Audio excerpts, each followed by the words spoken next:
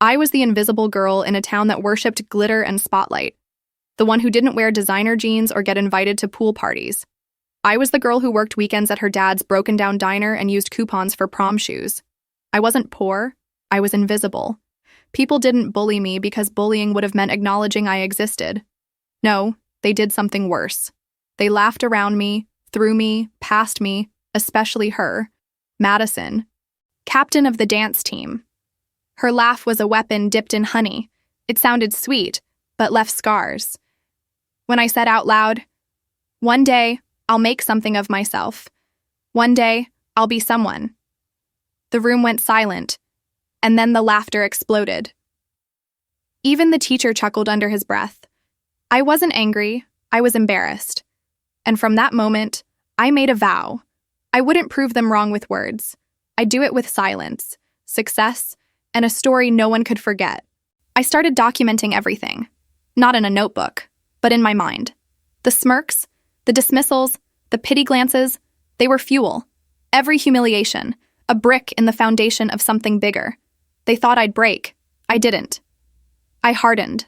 Quietly. I knew pain well enough to let it mold me. You see, while they were partying, I was working, studying, planning, watching from the shadows. And no one sees the girl in the shadows until she steps into the light. And when I finally did, oh, no one would be laughing. The day I left town, no one noticed. No hugs, no farewells, not even a signature in my yearbook. I carried one suitcase, a scholarship letter, and a fire no one could see but me. College wasn't glamorous. I didn't suddenly become that girl everyone wanted to know. I was still invisible. But this time, by choice. I liked the shadows. Shadows meant focus. And while others were discovering parties and freedom, I was discovering power. Not the loud kind, the kind that simmers beneath the surface, the kind you build in silence, day by day, heartbreak by heartbreak. I worked 2 jobs, one as a night receptionist, the other serving coffee to people who looked past me. I watched, listened, and learned. I taught myself how to enter a room with presence, how to speak in boardrooms without trembling, and how to sharpen my silence into strategy. While others chased validation, I chased mastery. I studied finance, business, and human behavior like it was oxygen. Every skipped party, every lonely birthday, every night crying on a borrowed mattress, they added up to something real, something unbreakable. Then, I got my first internship, a hedge fund in Manhattan. I was 20, broke, and terrified. But I had something none of the other interns had. Hunger. The kind you can't fake. The kind born from years of watching people laugh while you bled silently. I didn't need to be liked. I needed to win. And quietly. I began to rise. He stepped in wearing a navy suit and the scent of power. I was balancing 3 coffees and my heart beat when he said, "You're not like the others." I didn't even know he knew my name. His name was Cole Hawthorne, 35, brutal in business, unreadable in conversation. But there was something about the way he looked at me, like he recognized the storm behind my polite smile. I thought I was hiding it well. Apparently not. Cole became my mentor. Not the soft, encouraging kind, the type who dropped truth like daggers. "Stop trying to be liked," he told me once. "Make them respect you." Under his guidance, I stopped apologizing for my presence. I stopped shrinking. I pitched ideas in rooms filled with men twice my age and didn't flinch. I was becoming the woman I once dreamed of being, the kind they couldn't ignore, no matter how hard they tried. Then something happened. We started having dinners that didn't involve spreadsheets, long talks that turned into slow glances. He wasn't just helping me rise, he saw me, not the invisible girl, me, the one with scars, fire, and a hunger that once felt like shame. And for the first time, I let someone in. That terrified me. Because love, for people like me, always felt like a trap. But Cole wasn't Madison. He didn't laugh. He listened. It had been 8 years. 8 years since the laughter, the whispers, the way they looked through me like I was made of air. But time has a funny way of folding in on itself. Because on a crisp October evening, I saw her, Madison, at a gala. Of course she was there. She was married to a venture capitalist, wore diamonds like they were candy, and still walked like the world owed her something. And yet, something had changed. Her eyes didn't shine like before. They searched the room like she was looking for validation, not giving it. She didn't recognize me at first. That was the best part. She came up to me with that same sugar-laced smile and said, "Hi, I'm Madison, and you are?" I didn't blink. "The girl you laughed at in high school." Silence. Then a flicker in her expression, like her past had just slapped her across the face in a dress she couldn't afford. She laughed, awkwardly. "Oh my God, I had no idea. You look amazing." She didn't mean it. I didn't need her to. The gala continued. People asked for my card, complimented my keynote. Madison watched from the sidelines. The tables had turned, and I didn't even have to flip them. All I did was become... And in that moment, I realized, revenge isn't loud. It's walking into a room as the version of yourself they swore you'd never be. 6 months later, Cole proposed. Not in some cliché sunset on a beach fantasy. No. He did it in the conference room after I closed my first multi-million-dollar deal. He looked at me like I was the only reason the building hadn't crumbled under its own ego. "You've built an empire," he said. "But I want to build a life with you." For a moment, I couldn't breathe. Not because I was surprised, but because I had never allowed myself to believe I could have both. Power and love, steel and softness. I said yes, not out of need, out of choice. The guest list was tight. I didn't want hundreds. I wanted them, the ones who mattered, and the ones who needed to see. Word got around fast. Madison got an invite. Not because I'd forgiven her, but because sometimes the best apology is letting them watch your glow from the shadows. She came. Of course she did. And when I walked down that aisle, in a dress that shimmered like my past couldn't touch me, I saw her face, frozen. Not out of jealousy, out of disbelief. I wasn't the girl from homeroom anymore. I was the woman they whispered about now. We danced. We laughed. Cole kissed me like we had defied every odd. And in that moment, I didn't feel small. I didn't feel forgotten. I felt seen, not because of them, but because I had finally seen myself. The wedding was over, but the ripples had just begun. The next morning, in the suite scattered with roses and champagne flutes, I found it. A letter, folded twice, no name on the front, just slipped quietly into my purse. I recognized the handwriting before I opened it. Madison. The girl who once laughed at my dreams now scribbled apologies in cursive ink. "You probably hate me," it began. I almost stopped reading. But curiosity is a powerful thing. She wrote about high school, about how cruel she'd been, how easy it was to laugh at what she didn't understand. She said life hadn't turned out the way she'd hoped. Her husband, the perfect man on paper, was cold and controlling.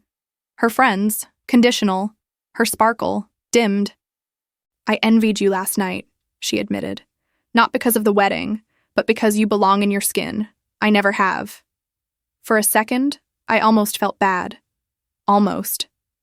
But then I remembered every look, every whisper, every time I went home crying and wondered if I'd ever be enough. Her regret wasn't redemption. It was recognition. And while it didn't erase the past, it proved something I'd always known. True revenge doesn't scream. It whispers from the inside out. And sometimes, it comes in the form of a handwritten letter on expensive stationery, tucked between lipstick and grace. A few weeks after the honeymoon, I did something unexpected. I drove back to the town that forgot me. The same cracked sidewalks, the same faded storefronts. It felt smaller now, not because it had changed, but because I had. I parked in front of my dad's old diner, now boarded up and ghosted by time. The sign was tilted, the paint was chipped, but in my memory, it still smelled like coffee and hope. That place raised me, not with riches, but with grit. I walked past the high school. The building looked the same, but the echoes were different. I didn't hear laughter or gossip anymore. I heard my own voice, the one they once mocked. One day, I'll be someone. And I had. But not because I wanted to prove them wrong. Somewhere along the way, I stopped chasing revenge and started building a life. Revenge had simply happened as a side effect. At the town square, someone recognized me. A girl working in a boutique whispered to her coworker, "That's her, the one from Forbes." I smiled, not out of pride, but peace. I didn't need this place to validate me anymore. I had outgrown the space where I once shrank, and that was the real victory. Sometimes the best revenge isn't becoming someone they admire. It's becoming someone you respect in the mirror. A media outlet reached out. They wanted to profile me. From diner girl to CEO bride, they called it. I almost declined. I wasn't interested in being anyone's underdog narrative. But then I realized, maybe it wasn't about me anymore. Maybe it was about her. The next girl walking hallways with her head down, heart full of dreams and no one clapping for her. So I said yes. The interview went viral within days. Headlines splashed my photo next to phrases like silent revenge, glow-up queen, graceful power. People from my past started appearing in my inbox like ghosts, former classmates, teachers, even the boy who once said I'd never be wife material. Funny how silence becomes magnetic when you've built something undeniable. What I said in that interview wasn't bitter, it was honest. I didn't rise because I was fearless. I rose because I was tired of being small in a world that kept asking me to shrink. That quote hit something. I started receiving letters from women, girls, even men, strangers who saw themselves in the girl I used to be. I realized this wasn't just a story of revenge. It was a blueprint for survival. And just like that, I stopped hiding. A year later, I was invited to speak at my old high school's graduation. The same auditorium where they once laughed at my dreams now held rows of wide-eyed students, hanging on to every word. I stood on the stage where I had once felt small, and for a second, I almost didn't speak. My throat tightened, but not with fear, with memory. I wasn't popular. I wasn't chosen. I wasn't seen, I began. And for a long time, I believed that meant I didn't matter. But I was wrong. Being overlooked doesn't mean you're unworthy. It means you get to write your story without them interrupting it. I watched faces shift, some with awe, some with recognition. I saw a girl in the third row wipe a tear. That was me once, invisible, afraid, but waiting to ignite. After the speech, a teacher who once chuckled when I spoke of dreams approached me. "You really proved us all wrong," I smiled. "No," I said gently. "I proved me right." There's a difference. I wasn't here for applause. I was here to reclaim the air I once held my breath in. As I walked out, a wave of students followed. Not with cheers, but with eyes that saw me. And in that sea of faces, I realized the best revenge isn't making them regret. It's making you proud. I didn't expect her to be there. Madison, standing in the back of the auditorium, alone. No entourage, no glitter. Just her, and a look I couldn't quite read. Not pity, not pride. Something in between. She didn't approach me after the speech. She just nodded once, a silent truce. No words, no apology, just surrender. I walked past her without stopping, not out of spite, out of peace. I didn't need closure. I was the closure. Every step I took was one they swore I'd never make. Every breath I took was proof that broken girls don't stay broken. They rebuild, louder, stronger, and more radiant than before. My revenge wasn't her pain. It was my joy. I drove away that night with the windows down, hair dancing in the wind, heart full. I had been the girl they laughed at, the one they dismissed, the one they forgot. But I became the woman they couldn't ignore. Not because I screamed louder, but because I rose higher.